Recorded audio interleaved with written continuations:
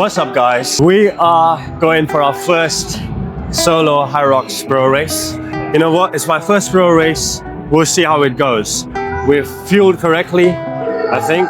Got plenty of carbs in, got the electrolytes in, sodium loaded.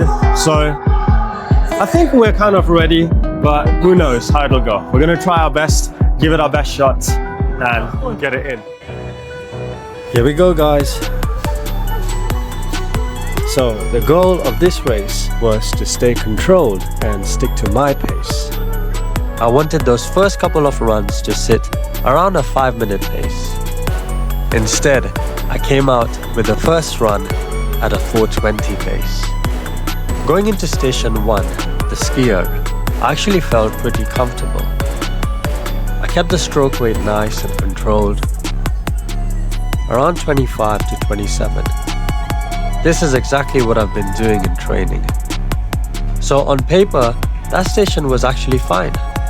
But the problem was, I'd already gone too hard. By the time I came off the second run and got into the sled push station, I was already feeling it. My heart rate was through the roof. Fatigue was kicking in. And by the third push of that 12.5 meter track, I was already having intrusive thoughts of quitting, as I knew I blew the start of this race and was not going to get the time I had hoped for. The weight of the sled itself didn't feel impossible. On that first push, strength-wise, it was more than manageable. But what really got me here was the lactic build-up in the quads, and just the fact that my engine was already under too much pressure. And because of that, I needed way more recovery between pushes than I should have. So even though the station itself was doable, the damage had already been done from the pacing. And that's what really wrecked me. Then came run 3, which was slower than the first 2 runs, and the sled pull station. Honestly, this was one of my worst stations of the day. But the problem didn't start here. The damage was already done from those first couple of runs. Because I went out way too fast, my heart rate was already redlining by the time I got here. And with the sled pull, if your heart rate is that high, it becomes a completely different station. I couldn't really settle into a rhythm. Every pull felt heavy. I was breathing hard, trying to recover, but there was no real chance to bring it down. And that's the frustrating part, because strength-wise, I know I can do this station. But HYROX isn't just about strength. It's about performing well when everything is already fatigued. Onto the burpee broad jumps.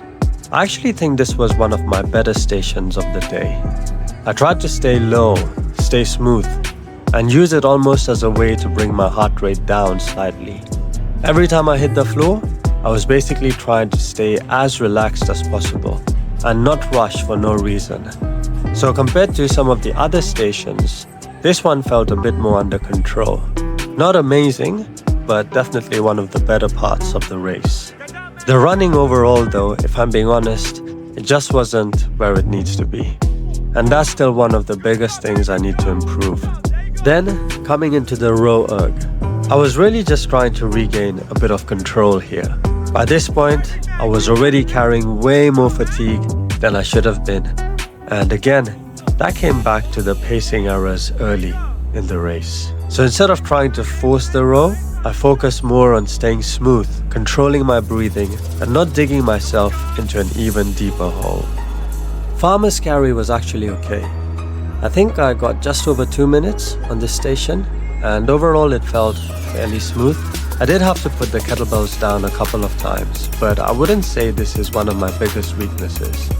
I haven't specifically trained farmer's carries a lot recently, but because I've got a decent foundation with heavier deadlifts, my grip strength is usually solid enough to get me through.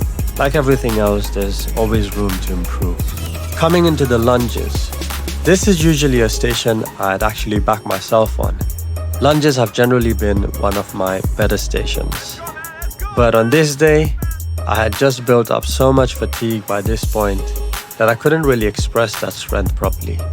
It wasn't even just my quads. It was more like overall system fatigue. Heart rate was high, body felt heavy. And that's the thing with HYROX. Sometimes a station can be a strength on paper, but if you've paced the race badly before it won't show up the way it should. And I think that's exactly what happened here. Final station, wall balls.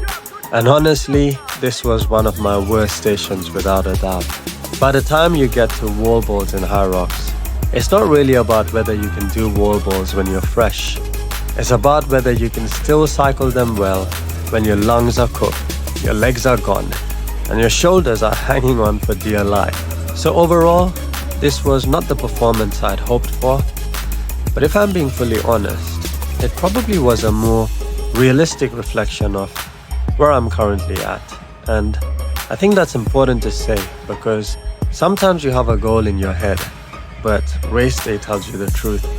And today told me very clearly that pacing, running, sled push, sled pull, and wall balls need work. So there's a lot more to build on. But there are positives. And one major positive from this race is that I did not cramp once.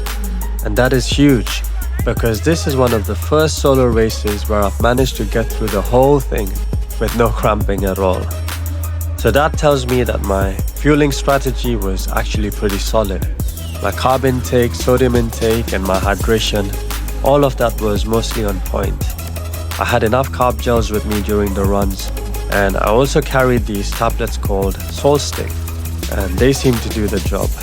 So that's definitely something positive I'm taking away from this race, because cramping has been an issue for me before, and I feel like I finally made some real progress there. That's where I'm at right now.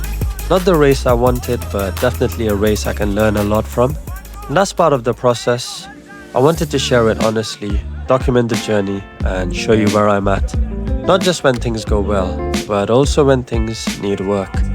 Appreciate all of your support as always, and if you want to follow the prep for the next race, I'll be back on the live streams showing more of how I'm training and what I'm working on. If you have recently completed HYROX, I'd love to hear how your race went. Or if you have any questions for me, drop them in the comments. God bless, and I'll catch you in the next video.